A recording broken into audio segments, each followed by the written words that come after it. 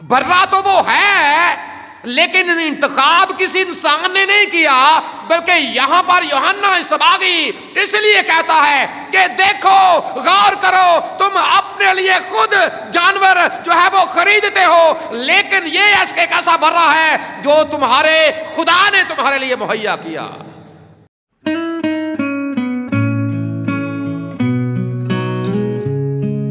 مقدس یوحنا کی معرفت لکھا گیا خدا کا یہ پاک کلام، اور اس کے پہلے باب کی 29ویں آیت آپ نے سنی ہے۔ اور اگر اس آیت کو لے کر آپ کے سامنے ایک سوال رکھا جائے کہ اس پوری آیت میں جو آپ کو اہم ترین چیز لگی ہے یا اہم ترین لفظ آپ کو لگتے ہیں، وہ کون سے ہیں؟ اب ظاہری سی بات ہے، ہم میں سے ہر ایک کی رائے فرق ہو سکتی، لیکن جب آپ بغور اس کو پڑھیں گے، ان الفاظ پر غور کریں گے، تو پھر آپ یقیناً اس بات پر متفق ہو جائیں گے کہ اس پوری آیت میں جو سب سے اہم لفظ ہیں وہ ہیں خدا کا برا۔ کیا جی؟ خدا کا برا۔ دیکھو، یہ خدا کا برا ہے جو دنیا کا گناہ اٹھا لے جاتا۔ اور یہ اہم ترین لفظ آج ہمارے بھی سامنے ہوں گے۔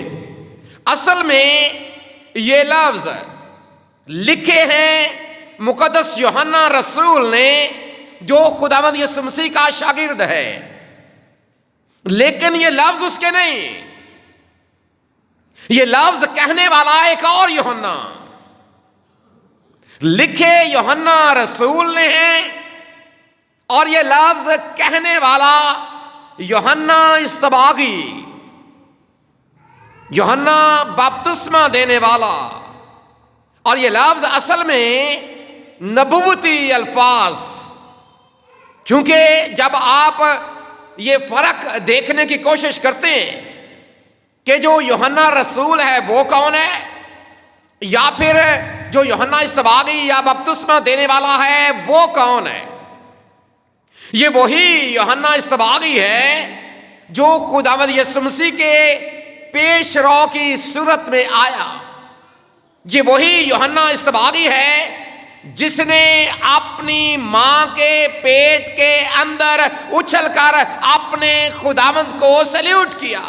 یہ وہی یوحنا اصطباغی ہے جو خداوند یسوع مسیح کا قریبی رشتہ دار بھی ہے۔ یہ وہی یوحنا اصطباغی ہے جس نے خداوند کے بارے میں یہ اعلان کیا کہ جو میرے بعد میں آتا ہے میں اس کی جوتی کا تسمہ بھی کھولنے کے لائق نہیں ہوں۔ یہ وہی یوحنا اصطباغی ہے جس نے خداوند یسوع مسیح کے بارے میں یہ فرمایا کہ اس کا چھاج اس کے ہاتھ میں ہے، وہ اپنے گہوں کو خوب پھٹکے گا۔ یہ وہی یوحنا اصطباغی ہے جس نے خداوند یسوع مسیح کے حوالے سے یہ اعلان بھی کیا تھا کہ میں تو تمہیں پانی سے بپتسمہ دیتا ہوں، لیکن جو میرے بعد میں آتا ہے وہ تمہیں آگ سے بپتسمہ دے گا۔ اور یہ وہی یوحنا اصطباغی ہے جس نے یہ الفاظ بھی کہے کہ دیکھو یہ خدا کا برا ہے جو دنیا کا گناہ اٹھا لے جاتا ہے۔ آج ہم اس کی کسی اور بات کی طرف تو نہیں جا رہے، لیکن یہ لفظ ہمارے سامنے ہوں گے کہ یہ لفظ اس نے کس بنیاد پر کہے۔ یہ بات یاد رکھنی ہے، لفظ بڑے قابل غور ہیں۔ خدا کا برا، کس کا جی؟ یہ اصل میں وہ خداوند یسوع مسیح کا ایک تعارف لوگوں کے سامنے رکھ رہا، ایک ایسا تعارف جو سارے کے سارے اگر آپ کسی بھی طور سے خداوند یسوع مسیح کے حوالے سے جاننے کی کوشش کرتے ہیں، کیونکہ جب کبھی ہوتا ہے نا کہ کسی کا تعارف کروایا جاتا ہے تو اس کی کچھ خوبیوں کو بیان کیا جاتا. کسی کا بھی آپ اگر تعارف کرواتے ہیں نا تو آپ اس کی خوبیوں کو بیان کرتے ہیں. ابھی چند پچھلے ہفتے کی بات ہے, ہم ایک کنونشن پر گئے تھے, موسیٰ میرے ساتھ تھا, اور وہاں پر جو اسٹیج لیڈ کرنے والا شخص تھا, جو اسٹیج سیکرٹری تھا, اس نے مجھے اسٹیج پر بلانے سے پہلے, پاک کلام کی خدمت دینے سے پہلے کافی ساری باتیں میرے حوالے سے بیان کر دی کہ پائی صاحب یہ بھی ہیں, پائی صاحب وہ بھی ہیں, ایسا بھی ہے, ویسا بھی ہے, مصنف بھی ہیں, یہ اسپیکر بھی اچھے ہیں, ایسا جی بہت نہ جانے کیا کچھ. یعنی کہ اپنے طور پر بڑھا چڑھا کر لوگ بیان کرنے کی کوشش کرتے ہیں. لیکن یہاں پر جو تعارف دیا ہے یوحنا اصطباغی نے یسوع مسیح کے بارے میں, حالانکہ اگر دیکھا جائے تو لفظ اور بھی ہو سکتے تھے, لیکن یہی لفظ کیوں اس نے استعمال کیا؟ یہ بھی ہو سکتا تھا کہ دیکھو مردوں کو زندہ کرنے والا. یہ بھی یسوع مسیح کا تعارف ہے کہ وہ کیا کرتا ہے, مردوں کو زندہ کرتا. دیکھو 38 کے اپاہج کو شفا دینے والا, بڑے بڑے معجزات کرنے والا, اپنے حکم سے ہوا اور پانی کو روک دینے والا. یہ بھی اس کا تعارف. خدا کا بیٹا, یہ بھی اس کا تعارف. بغیر باپ کے پیدا ہونے والا, یہ بھی اس کا تعارف. کنواری سے پیدائش پانے والا, یہ بھی اس کا تعارف. اور بہت سے تعارف ہے. بہت اچھا استاد,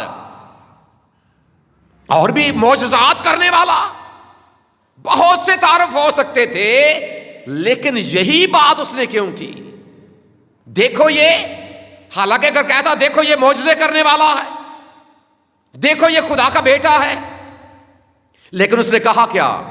دیکھو یہ خدا کا برا. پہلی بات دیکھو کا لفظ ہے, جی بھی بڑا قابل غور ہے. اگر آپ اس لفظ کو سیکھنے کی کوشش کریں گے, بظاہر ہمیں یہ بے معنی سا لگتا, بظاہر ہمیں یہی لگتا ہے کہ چلو ہمیں اشارہ کرنے کے لیے کہا گیا ہے. مثال کے طور پر اگر میں آپ سے یہ بات کرتا ہوں کہ آپ اس کلاک کو دیکھو, تو آپ یہ سمجھے گا پاکستان باندھنے پہ ذرا دیکھ لو تھوڑی دیر, اس کلاک کو آپ دیکھ لو, گھڑیال کو دیکھ لو, گھڑی کو دیکھ لو.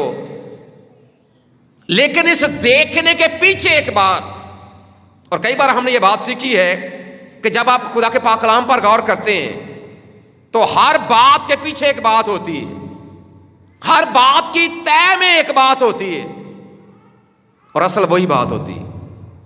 یہ محض دیکھنا نہیں ہے. اگر آپ یہ کہیں یا سمجھیں کہ یہ سرسری طور پر توجہ کھینچنے کے لیے, حالانکہ یہ لفظ توجہ کھینچنے کے لیے ہی استعمال ہوتا ہے, لیکن یہاں پر اس کا معنی اور مفہوم کچھ اور ہے.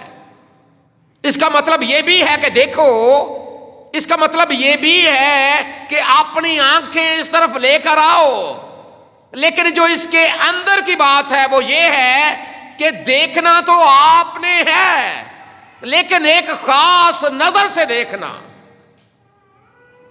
اور انگلش میں اس کا جو ترجمہ کیا گیا ہے وہ ہے لک ود انڈرسٹینڈنگ. دیکھو اور غور کرو, دیکھو اور گیان دھیان کرو, دیکھو اور سمجھنے کی کوشش کرو کہ کیوں اس کے بارے میں کہا جا رہا ہے کہ یہ خدا کا برا, کیوں اس کے بارے میں کہا جا رہا ہے کہ یہ ایک ایسا برا ہے جو خدا کا ہے, کیوں اس کے لیے برے کا لفظ استعمال کیا جا رہا ہے, کیوں اس کے لیے عام برا نہیں بلکہ خدا کا برا کا ٹائٹل اس کو دیا جا رہا ہے. اس بات پر غور کرو, اس بات کو سمجھنے کی کوشش کرو, تاکہ تمہیں یہ پتا چلے کہ اصل میں اس کا کردار کیا ہے, تاکہ تمہیں یہ پتا چلے کہ یہ محض معجزے کرنے والا نہیں ہے, تاکہ آپ کو یہ پتا چلے کہ یہ محض کلام کو سنانے والا نہیں ہے, تاکہ آپ کو یہ پتا چلے کہ یہ محض آپ کے درمیان رہ کر زندگی گزارنے والا کوئی عام فرد نہیں ہے, بلکہ آپ کو یہ پتا چلے کہ حقیقی معنوں میں اس کا کردار کیا ہے, حقیقی معنوں میں یہ کون سا شخص ہے جو ہمارے درمیان چل پھر رہا. دیکھو کا مطلب یہ ہے غور کرو, غور و خوض کرو, ध्यान करो, समझने की कोशिश करो कि ये खुदा का बर्रा है। और जब आप बर्रे की बात करते हैं तो झट से हमारा जो जहन है, चूंकि यहां पर इससे पहले जो लफ्ज लिखे हैं दूसरे दिन, कौन से दिन जी? और दिन की भी बात की गई है। और असल में ये माहौल उस वक्त ये था, ईद फसा बिल्कुल नजदीक थी। क्या था जी? ईद फसा बिल्कुल नजदीक थी और लोगों के जहन में बर्रे छाए हुए थे। लोगों के जहन में ये बात थी, कुछ लोगों ने खरीद लिए थे और कुछ खरीदने जा रहे थे। कुछ लोगों ने क्या किया था जी? और आपको ये पता है, जब हमारे यहाँ भी ऐसा माहौल बनता है, ईद कुर्बां करीब होती है और जैसे जैसे दिन करीब होते चले जाते हैं, मंडियों में रश बढ़ता चला जाता है। लोग कुर्बानी के जानवर खरीदने के लिए बेताब हो जाते हैं। और कई बार तो ऐसा होता है कि जो आखिरी 2-3 दिन होते हैं ना, बहुत ज्यादा रश लग जाता है। लोगों की चूंकि तवज्जो में ये बात होती है, उनको पता होता है कि हमने ये काम करना है। जैसे जैसे दिन करीब आते हैं, वैसे वैसे कुर्बानी के जानवर की तरफ तवज्जो ज्यादा होती चली जाती है। अगर खरीद लिया जाए, टेंशन खत्म हो जाती है, और जब तक खरीदा ना जाए तो फिर उस वक्त तक ये अंदर ये बात होती है कि भाई हमने ये काम करना। उस वक्त भी ऐसा था, क्योंकि ईद फसा नजदीक थी। और ईद फसा के मौके पर हमें पता है कि जो यहूदी लोग हैं वो कुर्बानियां करते हैं, वो बर्रे ज़बा करते हैं। और इसलिए जब यूहन्ना इस्तबागी ने ये लफ्ज इस्तेमाल किया कि बर्रा और खुदा का बर्रा, ताकि लोग जरा अपने कान उठा लें, अपने कानों को खोलकर ये बात सुने कि अगर यूहन्ना इस्तबागी ये बात कर रहा है, क्यों वो इस शख्स के लिए बर्रे का टाइटल इस्तेमाल कर रहा, क्यों वो इस शख्स को बर्रा कह रहा है। बर्रा तो कुर्बान होने वाली चीज है। बर्रा एक ऐसा जानवर है जो किसी इंसान के लिए उसकी जगह पर कुर्बान होता। लेकिन यह बात भी काबिल गौर कि इस बर्रे में और उन बर्रों में क्या फर्क है। जो बर्रे इंसान खरीदता है, जो इंसान अपने लिए, अपने खानदान के लिए या अपनी कौम के लिए खरीदता है, वो बर्रे और इसमें क्या फर्क है। असल में देखिए, वो बर्रे अगर इंसान ने शख्सी तौर पर कुर्बानी करनी है वो अपने लिए खरीदता, अगर उसने अपने खानदान के लिए करनी है वो अपने खानदान के लिए खरीदता है, अगर उसने अपनी कौम के लिए करनी है वो अपनी कौम के लिए खरीदता है और इंतखाब खुद करता। जो काबिल गौर बात है वो ये कि जो कुर्बानियां इंसान करते हैं वो बर्रे का इंतखाब भी खुद करते हैं। मंडी में जाते हैं, जानवरों को देखते भालते हैं और जो पसंद आ जाता है वो उसे खरीद कर, ऐसे ही होता है जी।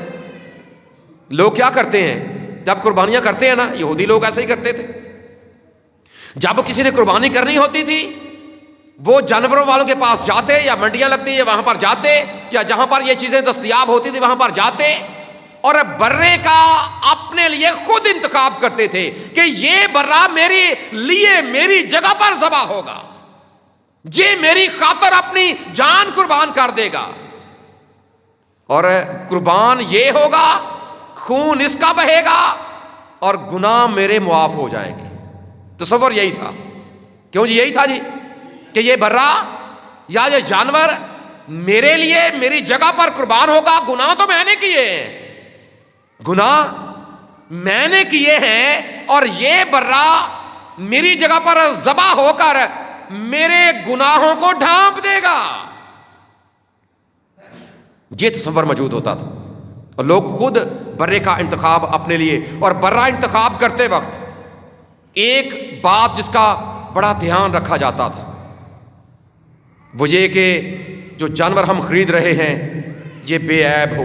क्या हो जी? ये बेऐब हो। और याद रखें, जब आप शरीयत की किताबों की तरफ जाते हैं तो खुदा ने एक बाकायदा स्टैंडर्ड दिया था कि जो बर्रा, जो जानवर आपने खरीदना है वो किस तरह का होना चाहिए। और जब आप इस बात को सीखते हैं तो पहली बात उसकी उम्र पूरी हो, दूसरी बात बीमार ना हो, तीसरी बात लंगड़ा ना हो, چوتھی بات دانت بھی پورے ہوں، زخمی نہ ہو، یعنی کہ ہر طرح سے اس کو دیکھا جاتا تھا.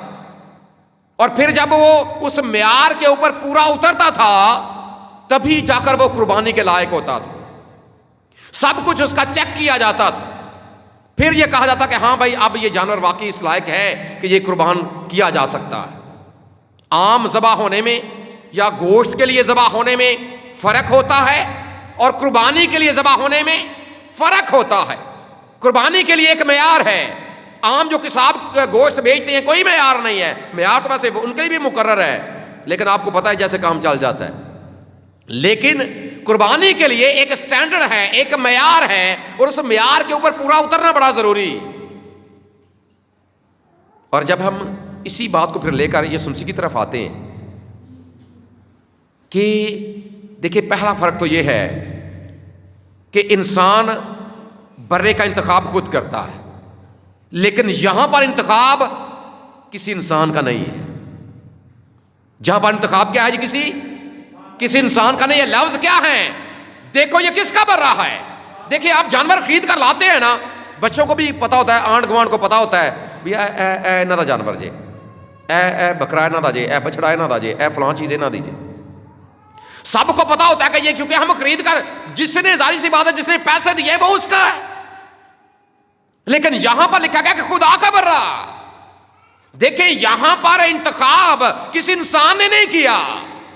برا تو وہ ہے لیکن انتخاب کسی انسان نے نہیں کیا، بلکہ یہاں پر یوحنا اصطباغی اس لیے کہتا ہے کہ دیکھو غور کرو، تم اپنے لیے خود جانور جو ہے وہ خریدتے ہو، لیکن یہ ایک ایسا برا ہے جو تمہارے خدا نے تمہارے لیے مہیا کیا.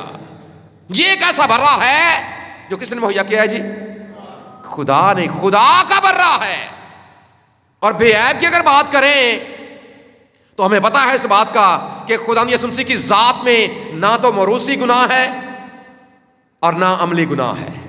نہ موروثی گناہ، اس لیے ہم اس کی قربانی کو کامل قربانی مانتے ہیں. پھر موقع ملے گا تفصیل میں جائیں گے کہ کیوں ایسا، کیسے اس کی ذات میں عملی گناہ نہیں ہے، کیسے اس کی ذات میں موروثی گناہ نہیں ہے. آپ کو پتا ہے کماری سے پیدائش ہمیں اس طرف لے کر جاتی ہے کہ اس کی ذات میں نہ تو موروثی گناہ، اور پھر اس نے یہ برملا اعلان بھی کیا تھا کہ تم میں سے کون ہے جو مجھ میں گناہ ثابت کرتا. جو برا خدا نے مہیا کیا. اور دوسری بات یہ، دوسرا فرق یہ ہے، انسان خود خریدتے ہیں، یہ خدا نے مہیا کیا ہے. بے عیب بھی ہے، اس معیار کے اوپر پورا اترتا، جو معیار خدا کو پسند ہے، جو معیار خدا کا ہے، جو قربانی کا ایک سٹینڈرڈ ہے، ایک معیار جو خدا نے مقرر کیا ہے، وہ پورا ہوتا ہے خداوند یسوع مسیح کی ذات میں، کیونکہ یہ خود خدا نے مہیا کر دیا ہے.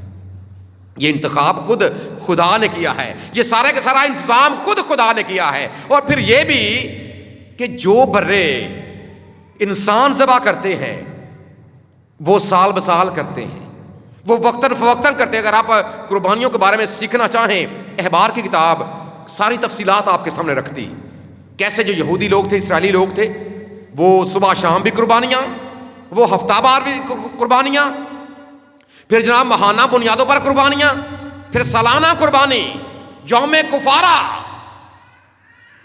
نہ جانے کتنے جانور ذبح کیے جاتے. لیکن جو برا خدا نے مہیا کیا، جس طرف توجہ کروانا چاہتا ہے یوحنا اصطباغی، کہ یہ ایک ایسا برا ہے جو ایک ہی بار اور سب کے لیے، ایک ہی بار. یہ نہ تو کسی ایک انسان کے لیے، یہ نہ صرف ایک کسی خاندان کے لیے، یہ نہ ایک قوم کے لیے، یہ نہ ایک ملک کے لیے، یہ نہ ایک معاشرے کے لیے، یہ نہ ایک بر اعظم کے لیے، بلکہ یہ ساری کی ساری دنیا کے لیے اور ایک ہی بار میں. اس لیے اس نے کہا کہ دیکھو یہ خدا کا برا ہے جو کس کا گناہ اٹھا لے جاتا ہے؟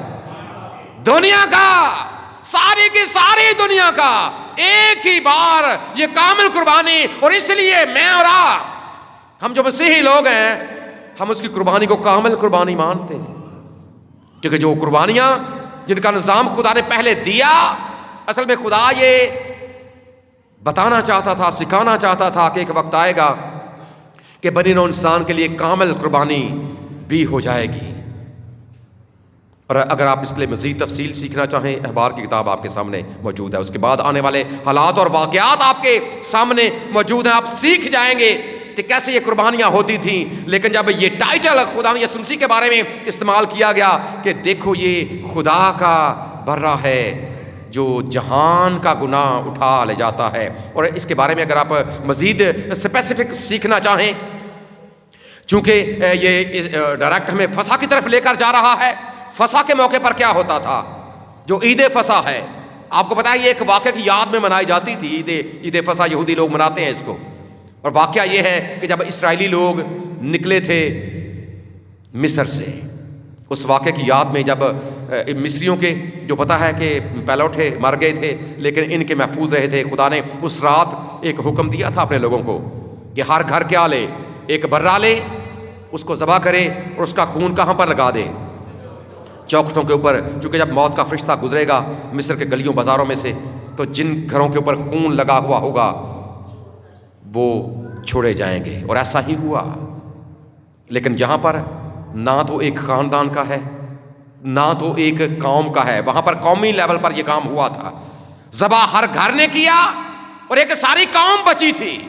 لیکن جب یوحنا اصطباغی نے یہ کہا کہ غور کرو، دیکھو جو برا خدا دینے والا، جو برا خدا نے مہیا کیا ہے، وہ ایک ہی بار ذبح ہوگا اور ساری دنیا کے لیے ذبح ہوگا۔ اور جس طرح ان بروں کے خون نے اسرائیلیوں کو بچا لیا تھا، یہ بھی ایسا ہوگا کہ ہر کوئی جو بھی قبول کرے گا اس برے کے خون کو اپنے لیے، اپنے گھرانے کے لیے، اور وہ کوئی بھی ہو سکتا ہے۔ اور اس لیے آگے جا کر یوحنا نے لکھا 3 باب کی 16ویں آیت میں کہ خدا نے دنیا سے ایسی محبت رکھی کہ اس نے اپنا اکلوتا بیٹا بخش دیا تاکہ جو کوئی ایمان لائے پوری دنیا میں سے، یاد رکھیں وہ برا تو ہے، مہیا بھی خدا نے کیا ہے، لیکن سارے بچیں گے نہیں۔ یہ قربانی سب کے لیے نہیں ہے۔ کیسے؟ یہ ان کے لیے ہے جو اس پر ایمان لے کر آتے ہیں، جو اس پر جو کوئی ایمان لے کر آئے۔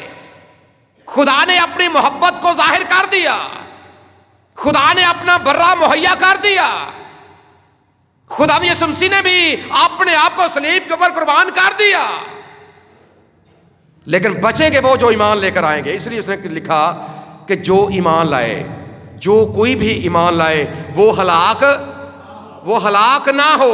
اور جب یہ لکھا گیا کہ یہ جہان کا، دنیا کا گناہ اٹھا لے جاتا، اس کے پیچھے بھی ایک تصور ہے۔ جب آپ 16 باب میں پڑھیں گے احبار کی کتاب میں، وہاں پر بھی ایک لیا جاتا تھا برا، اور اس کے اوپر یہ کہا جاتا تھا کہ اب یہ ہمارے گناہوں کو لے کر دور اٹھا لے جاتا، اٹھا کر یہ ہم سے دور کر رہا، یہ ہماری زندگی سے دور لے کر جا رہا۔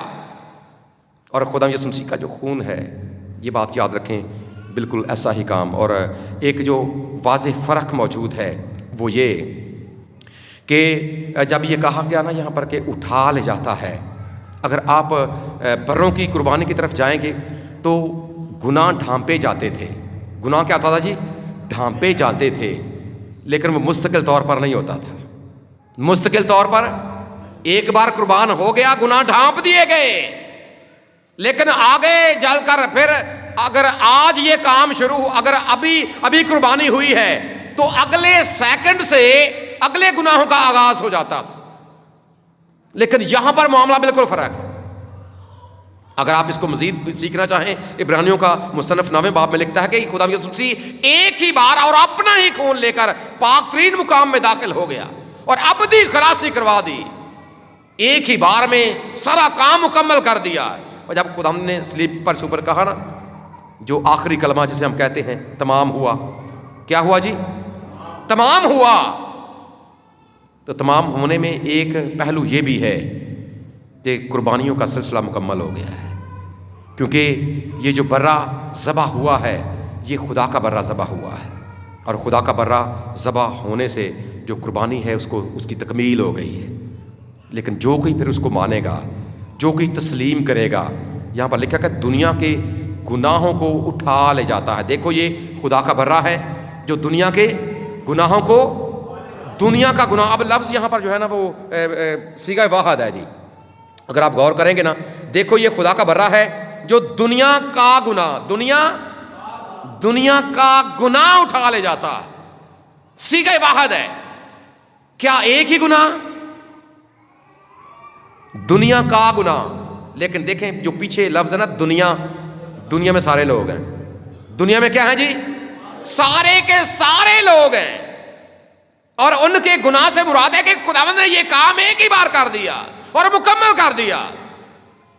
اور جب آپ یہ بات یاد رکھیں، آپ اسے تسلیم کر لیتے ہیں، آپ اس بات کو مان جاتے ہیں کہ واقعی یہ میرے لیے برہ میرے خدا نے مہیا کیا، کیونکہ خدا مجھ سے پیار کرتا، وہ مجھے بچانا چاہتا ہے. پاک کلام یہ بھی بیان کرتا ہے کہ وہ کسی کی ہلاکت نہیں چاہتا بلکہ چاہتا ہے کہ سب کی توبہ تک نوبت. اور توبہ کیا ہے؟ توبہ یہی ہے کہ پہلی بات آپ مانیں کہ میں نے گناہ کیا ہے، اور دوسری بات یہ تسلیم کریں کہ میں اپنے طور سے گناہوں سے بچ نہیں سکتا، مجھے ایک نجات دہندے کی ضرورت ہے.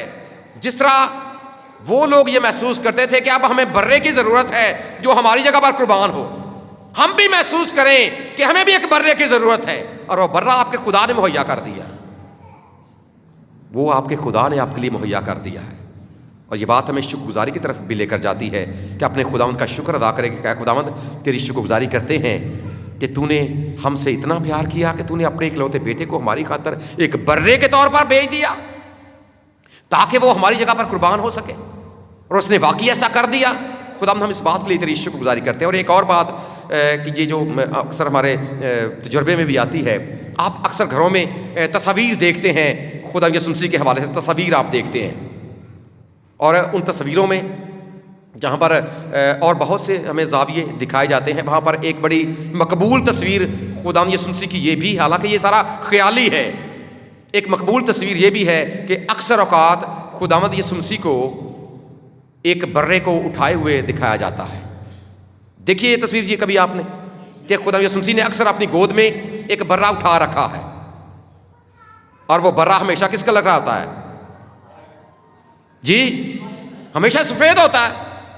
یہ اس کی پاکیزگی کی علامت ہے کہ جو قربانی ہونے جا رہی ہے، اور پیچھے تصور یہی موجود ہے کہ دیکھو یہ خدا کا برہ ہے. برہ صاف دکھانے کا مقصد یہ ہے کہ یہ وہ برہ ہے جو تم خریدتے تھے، لیکن یہ جو برہ ہے یہ خدا نے مہیا کیا. اس لیے ضرورت اس بات کی ہے کہ آج اگر پہلے سے آپ ایسا کر چکے ہیں، اگر پہلے سے آپ اسے یہ تسلیم کر چکے ہیں کہ واقعی وہ آپ کے گناہوں کو لے کر، چونکہ ہم بھی اس دنیا کا حصہ، ہم بھی اسی دنیا میں موجود ہیں، اگر آپ پہلے سے تسلیم کر چکے ہیں تو خوبصورت بات ہے. لیکن اگر ابھی تک نہیں کیا تو آج یہ بات میرے اور آپ کے لیے ہے کہ ہم اس بات کو تسلیم کریں کہ گناہ تو میں نے کیا، لیکن میری خاطر خدا کا برہ قربان ہو گیا. میں نے اپنی زندگی میں نہ جانے کتنے گناہ کیے، میں اپنے ذہن میں گناہوں کے بارے میں سوچتا رہا، اور میرے خداوند یسوع مسیح نے جو خدا کا برہ ہے اس نے کانٹوں کا تاج اپنے سر کے اوپر پہن لیا. اپنے ہاتھوں سے گناہ میں کرتا رہا، اور میری خاطر اس نے اپنے ہاتھوں میں کیل ٹھکوا لیے. اپنے پاؤں پر چل کر گناہ میں کرتا رہا، اور میری خاطر اس نے اپنے پاؤں میں کیل ٹھکوا لیے. اپنے دل میں برے منصوبے میں باندھتا رہا، اور میرے گناہوں کی خاطر نیزہ اس نے اپنے سینے میں کھا لی. گناہ میں نے کیے، کوڑے اس نے کھا لیے. گناہ میں نے کیے، میری خاطر اس کے منہ پر تھوکا گیا. گناہ میں نے کیے اور میری خاطر وہ ذلیل ہو گیا. جس طرح پیشن گوئی کرتا ہے خدا کا بندہ مقدس یسایہ 53 باب میں اسی برے کے حوالے سے، وہ بالکل ایسا ہی ہے جیسے ایک برہ قربانی کے لیے جاتا ہے. خدا نے اپنا برہ مہیا کیا، وہ ہماری خاطر قربان بھی ہو گیا ہے. لیکن ضرورت اس بات کی ہے کہ ہم اسے تسلیم کریں، مانیں کہ واقعی ہم گناہ گار ہیں، مانیں کہ وہ ہمارے گناہوں کو لے کر صلیب کے اوپر چڑھ گیا ہے، مانیں. اور جب آپ مان جائیں گے تو یہ لفظ آپ کے لیے بھی ہیں کہ وہ دھن جس دے بخشے گئے سب گناہ تے ٹکے گئے سارے. اوگن صدا ہمارا خدا ہمیں ایسا ہی کرنے کا فضل عطا کرے. آمین.